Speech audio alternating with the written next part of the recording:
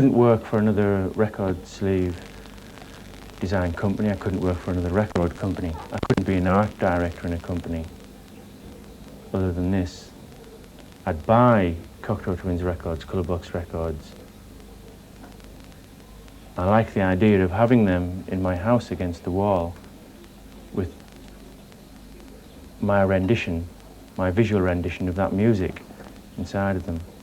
This is personal. It is as personal as that.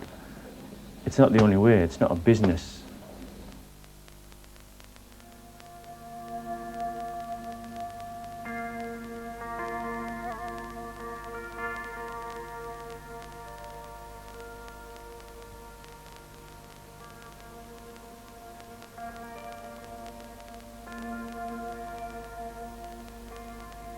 On the floating shipless oceans, I did all my best to smile till your singing eyes and fingers drew me up into your eyes, and you sang, said to me,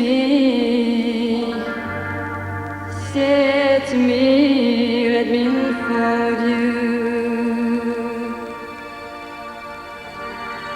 Here I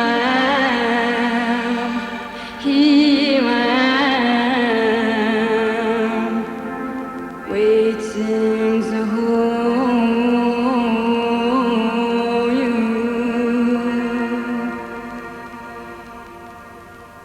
Did I dream? You dreamed about me. Were you here when I was for sale? Now my foolish boat is leaning, broken up long your own.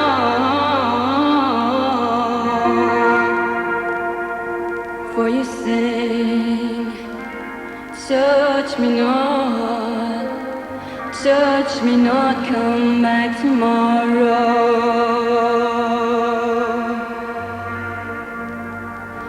Oh my heart shines from the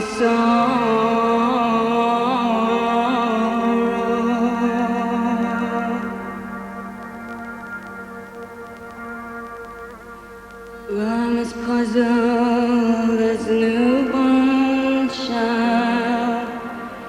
I'm as riddled as the tide. Should I stand amid the breakers, or should I lie with death, my bride? Hear me sing, swim to me. Swear to me, let me unfold you.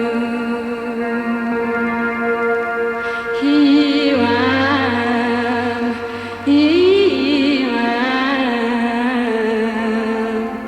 waiting to hold you.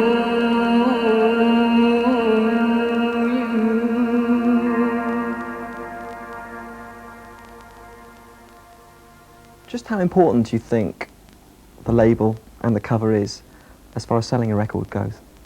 To physically selling it, it's important to a very small minority of people who aren't already aware of 23 Envelope and 4AD's work. It's vital to the people who are aware of their work, just because in the same way as we get immense satisfaction from improving, or all of us, each sleeve that is done, feeling that yes, that is going even further, or just different to previous sleeves. It's important that people who have associated 23 Envelope with 4AD, with certain groups, that they see this continuity, this progression going on, and that it is still so vastly different from the mainstream. That the first impression of a band is going to be what they see of the sleeve, especially in the independent market. That maybe they've heard maybe they've heard the record a couple of times on John Peel, and then the name or the image on the sleeve is the first sort of thing that they see of it. This abstract formal approach is what is different to most contemporary record covers, I think.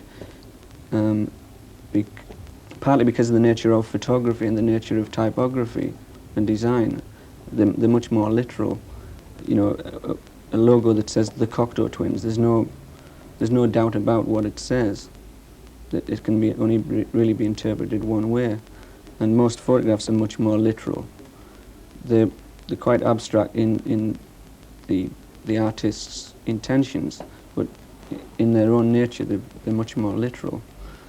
So we try to get around those things by producing images which are more, as I say, more abstract and more like the conditions of music, more formal and lyrical, and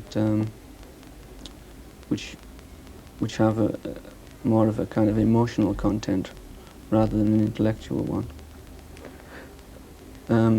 You know, the Yazoo cover which we produced, for instance, it was a photograph which I took in Paris, and Alison Moyer, when she saw the picture, wanted to use it for the cover, and she picked up on those aspects within the picture. She liked the fact that it was much more abstract than a lot of the photographs which she'd been looking at in people's portfolios and things. And apart from that, the very fact that it was of two dogs fighting against this spotted background, there were Dalmatians against a spotted background, which made it very ambiguous. And the very fact that the title was called You and Me Both, she saw a kind of parallel between the picture and their music.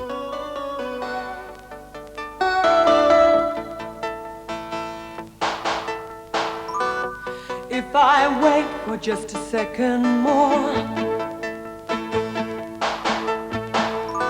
I know I'll forget what I came here for. My head was so full of things to say, but as I open my lips, all my words slip away.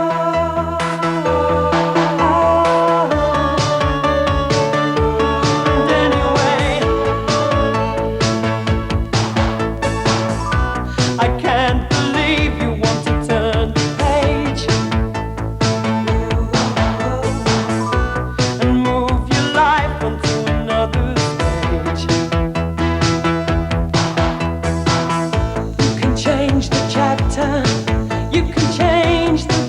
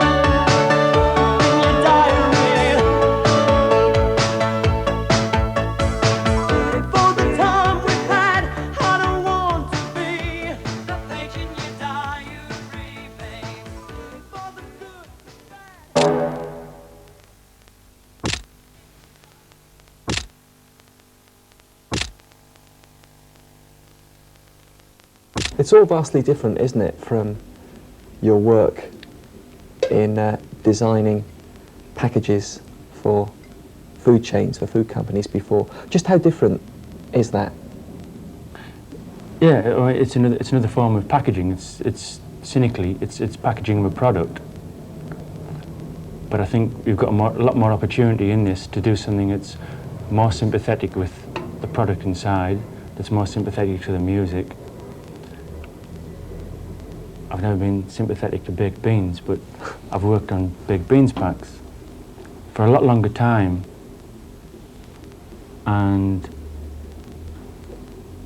but never been satisfied with the final result creatively.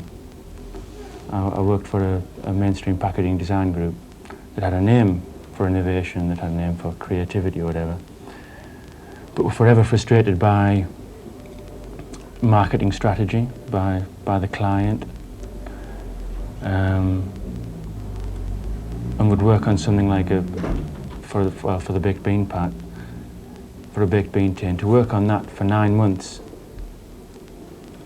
and nobody recognised the difference between the previous pack. But it was just, I mean, it's a much more subtle approach that they're taking, perhaps. But I think it denies them a lot of creative potential. That I was working alongside very creative designers that would have all the creative ideas pushed to one side for the sake of the one that would sell. I mean, we never approach things from that angle. We never consider, well, people are going to be attracted more readily to this than they are to that. We always try to approach things that something that's going to be more true to the product, to the record, to the music. And baked beans have a very short lifespan as a product anyway. Yeah, I didn't like the idea of working on something for 9 months and then people putting it in the dustbin. I like the idea of people taking a record sleeve home. I think a lot of our record sleeves don't give everything away on the sleeve anyway, on the front and the back. That it's enough to intrigue, to want to take it home, to find out a little bit more inside on the inner sleeve and then on the label. That's what annoys me about these compilations of record sleeves produced in a book. The fact that they more often than not show just the front sleeve. Yeah, there's much more potential at the back sleeve. I think it's because everybody says our inner sleeves look better than our outer sleeves. I think it's because everybody says our back sleeves look better than our front sleeves. But I'm just trying to impress the sort of attention that can be given to the back of a sleeve, to the spine, to the label. Your name stands out so clear, the signature is there. It's always true. This book they write for you. They'll never let you be yourself today. They'll never let you be yourself today. Have you seen the book today? It'll be the same tomorrow. Yesterday I stole a look. It's always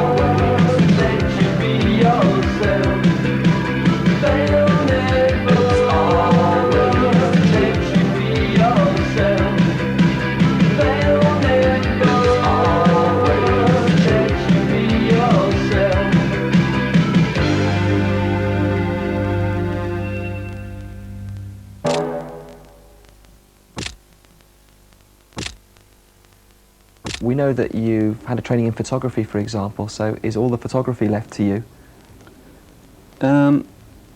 Generally, yes, but it isn't as cut and dry as that as such. Some of the covers, it would be hard to say whether it was fundamentally a design job or a photography job. Some of the things which look quite photographic might have been basically a design piece which Vaughan might have worked on more than myself, or vice versa. It's almost like one person coming up with the same ideas. He'll have ideas about the design, the typography. I'll have ideas about the photography. So I wouldn't necessarily split the way we work as if he was a photographer, I was a designer. I think there's a lot of crossover between the two. Where do you think his strengths lie? His strengths? Yeah. His strengths lie in...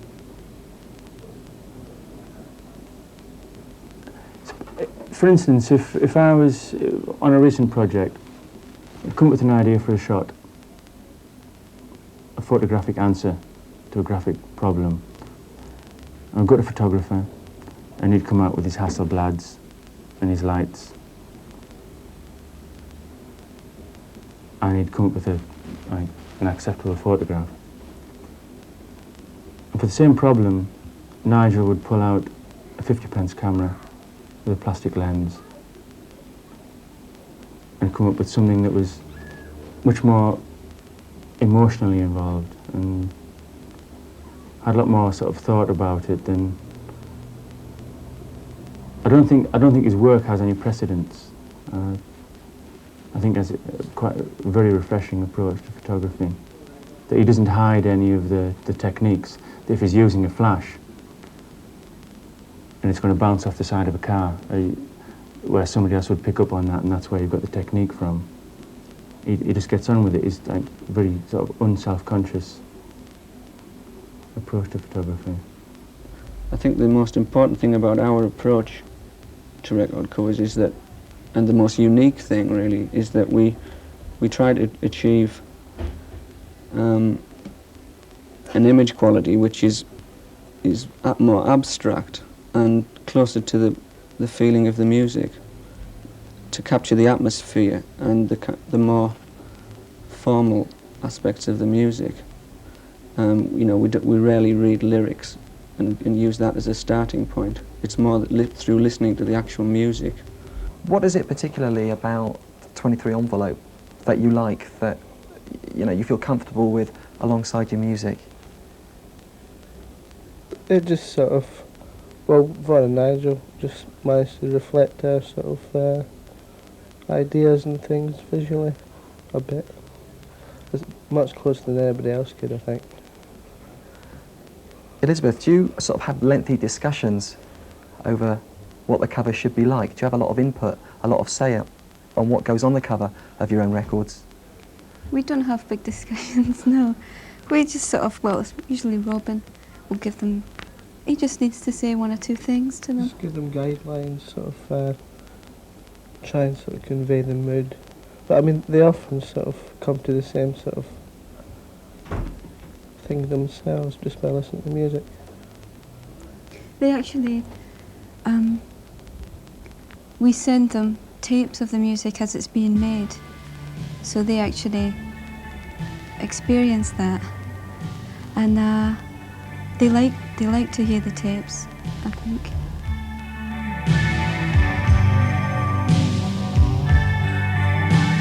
One or two bad experiences with video, haven't you? You haven't been too pleased with one or two things that have been released.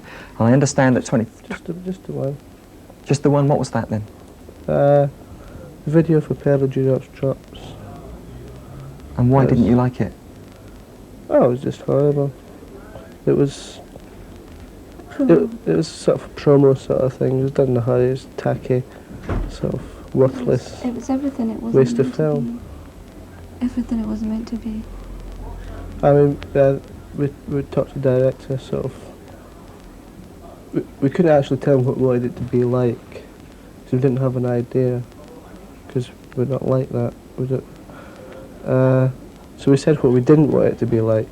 It actually turned out all the things just like what we didn't want. But the next one that we did, we had a good idea ourselves what we wanted it to be like, and Brian and Nigel got involved as well, and it's come out much to our sort of satisfaction. It's good. Is that something that will develop in the future? Because I know that they have big plans for video, don't they? Can you see yourselves maybe getting together in that field with them soon to work on other projects? Yeah, I should think so. Let's talk of a long video, maybe 45 minutes or something. We want to make it different to your usual sort of music video where it's just a compilation of promos straight after another thing. We want it to be a whole sort of thing in its own right. There's plans to do a Cocteau Twins video, stroke film that, not from a pop promotional angle, but there's something that's more of an extension of the sleeves that would take a situation where we've taken a still from and extend that, make that move. Something that you can watch while you're listening to the music, something you could watch while you're listening to the music 3 times and not just once. That doesn't give everything away first time. Yeah, hopefully we'll have a bit more time to spend on shooting it as well, rather than sort of 1 day, 2 day situation for pop promos. To get things really, you know, how we want them. And again, as I say, more of a direct relationship with the group, in that, so that we get more feedback from them, and it's more, you know, personal to them as well as to us. I want to talk to you a bit about a film that you've been making for some time, because it actually opens up a whole new area for you both, both you and Vaughan, in that I know that video production is maybe a long-term project of yours. But going back to that film, just tell me a little bit about what that's about. Well, it's basically about a relationship between a man and a woman, as is seen through the eyes of the man in his memory. It's basically trying to portray a series of events that, in such a way that it's closer to how an individual perceived those events as opposed to how it happened, an external reality. It's more of an inner reality. And so the whole film takes place, as it were, in the mind of the narrator. So there's various sections of dialogue in the film, and to help this very subjective viewpoint of things, it's quite highly stylized in terms of lighting and physical juxtapositions of characters to emphasize the internal relationship between them. It's largely a visual film. It's about half an hour long, black and white, and I think the mood, the very textural feel of the visual side of it is very similar really to some of the work we've done for record covers and things. It's an extension of the same kind of, you know, of my photography, if you like.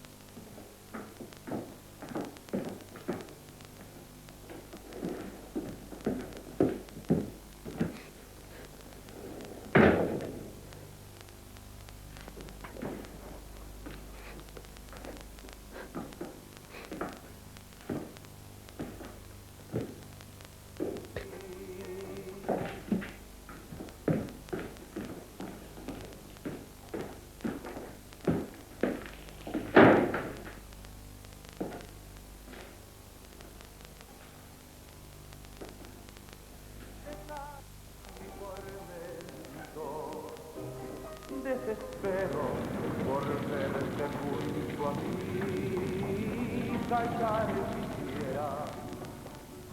want to talk to you a bit about a pet project of yours, this Mortal Coil. As I see it, it's basically a collective, a loose collective of different musicians. I was wondering where 23 Envelope fitted into that situation. I'd never, I feel that the sleeves that they've done, coincidentally, the 2 of the 3 sleeves of different Mortal Coil records have been existing photographs. The first single was a photograph that Vaughan had and I was familiar with, and when the single was done, then it was very easy to go to that and say that I'd like him to incorporate it on the sleeve. The design, the photograph on the outside of the LP cover was actually done for a shoot for another group. It was considered inappropriate, which I was really pleased about because we'd just started working on the LP. I don't know, I'm sure Vaughan didn't put any extra effort into finishing the sleeve because I was here every minute whilst he was doing it, but I think it was one of the most successful sleeves that he'd done, and it enhanced the very, to me, personal feelings of that record because he was here doing it and I saw how much he put into it. I mean, we spoke about finer details of label, etc., discussed how it would be done. That was really enjoyable. Of course, I took his guidance all the way. I mean, just because I was involved with a record, I didn't want to start behaving like an artist and be perhaps temperamental about the way it should look.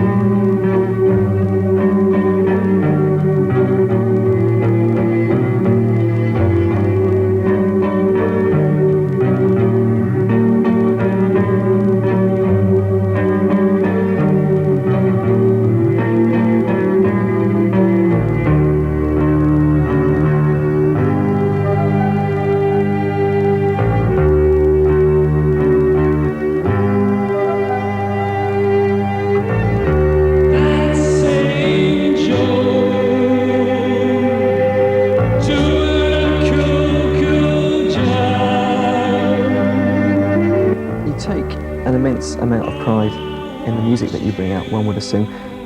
Just how proud are you of the visual aspects as well? Are they a great source of pleasure to you?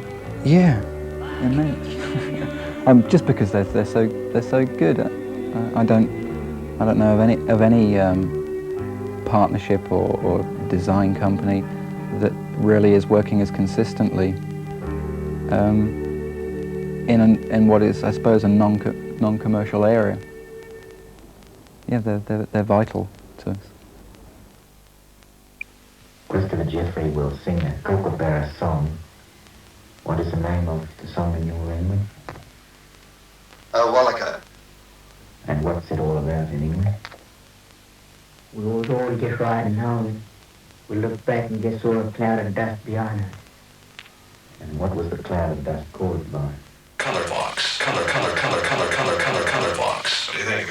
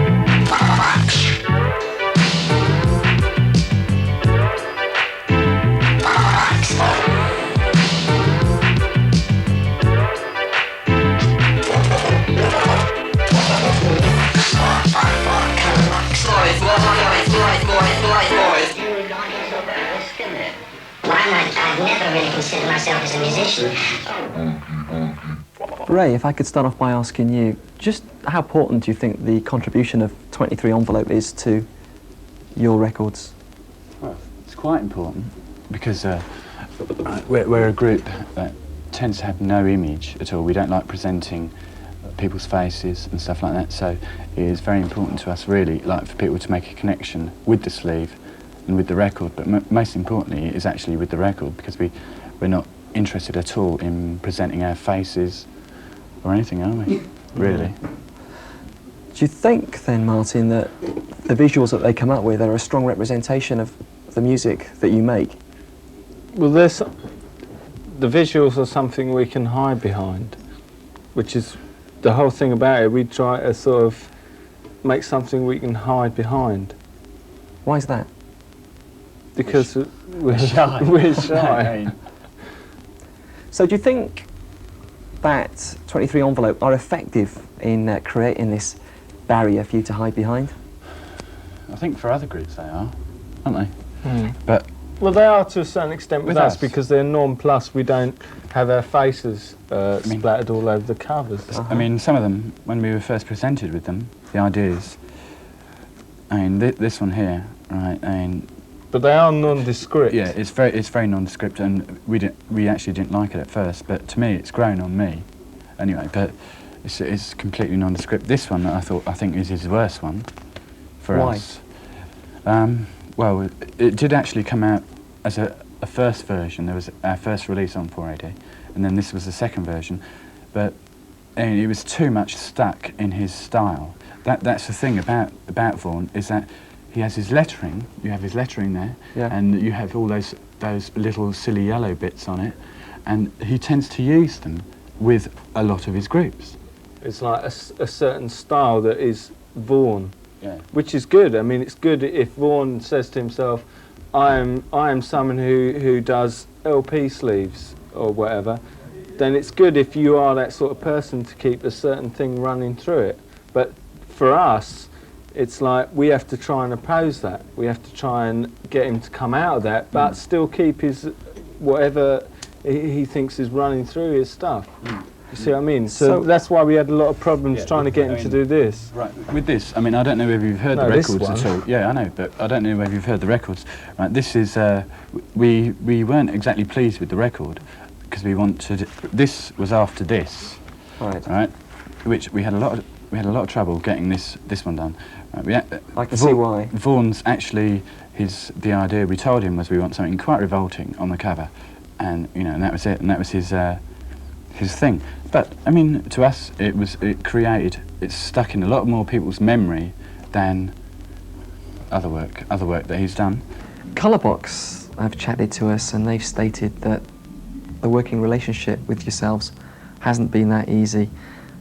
In stark contrast to your big areas of agreement with the Cocteau twins, they felt that it's been a bit of a battle actually producing artwork that they're happy with. Where do you see the problem being there? Very definite. Graphic design is about communication. We're not graphic designers, so we aren't really very good at communication.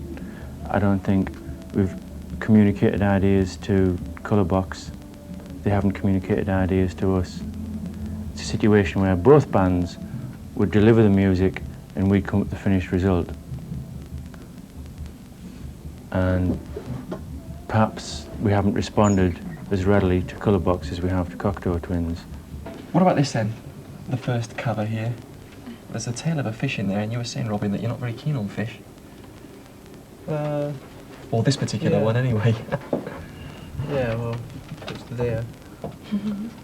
Well, I mean, that's one of our problems that I think that sort of illustrates one of our main problems that we talked about. The whole idea, the initial idea, was to have, well, listening to the music and the sort of the textural feel to it, and sort of a mixture of colours and things. We decided to set up a situation in build our little aquarium, and have a few colours floating into each other, and have a single element underneath all those colours. Are you still listening? That was like a couple of fish. So we'd been away down to Battersea. Is it Battersea or Battersea? Park.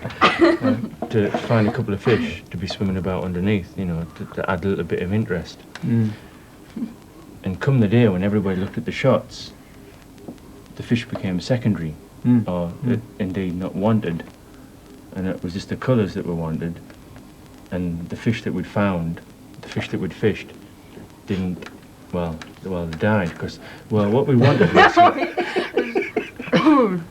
The way we'd introduced the colour was through car spray paints. They didn't like that too much. It wasn't because of ecological aspects, was it? It was because of the nature of these fish. These particular fish couldn't live in car spray paint. They had to have water. They all went on the side. You know how fish do when they can't breathe through the gills and stuff.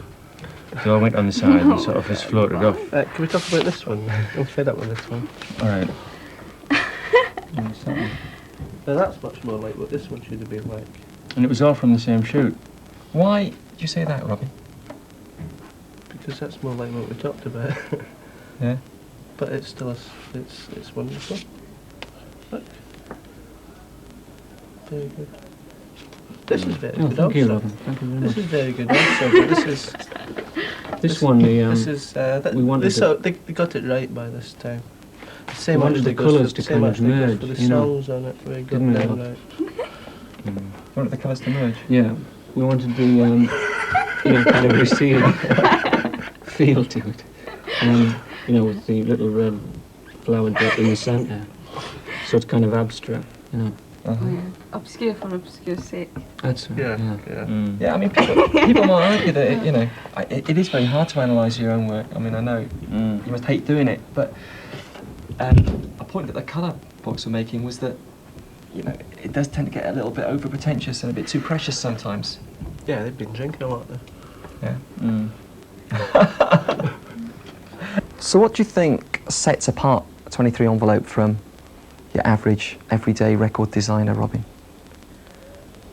I think if you look at the product or whatever, with most record designers and sleeves and things, you can look at them and say, oh, looks sort of late 70s and everything. The 23 Envelope things seem sort of timeless. You can't really tell where they're from or when they're from. How do you react to people that maybe accuse you of being pretentious or precious about what you do? Because obviously you have to pay a lot of attention to detail. It's your job to. And yet, of course, that provokes quite strong criticisms often from people that maybe not always appreciate visual imagery, that, you're being much too pretentious and precious about what you do. I think there's quite a difference between the words pretentious and precious. The precious aspect is the kind of thing that Colourbox would criticise us for. They'd say we were too precious about our approach. But I think if you look at the finished sleeves, I don't think they appear. A lot of them appear particularly precious in terms of. To me, a preciousness implies some kind of more analytical, logical series of steps rather than a kind of intuitive, spontaneous approach. And I think the kind of images that we produce obviously have that in them, because you can't break them down into any particular structure or how they've emerged. That it's irrational, that it's whimsical, that it's everybody else's interpretations that are as relevant as ours. That is the very reason why we don't in fact produce layout pads with ideas in originally, because a lot of the things we like to try couldn't actually be explained in a little thumbnail sketch or in words initially anyway. That's why we're lucky here, and that the bands do in fact rely heavily on sort of faith in our... yeah, they have a confidence, I think, that's grown up with the past few years. I think you've also caught us today trying to talk like the written word, and normally I laugh all the time and I'm not as serious as this about things. We're not really used to trying to verbalise what we do in images, really. Look, I can smile.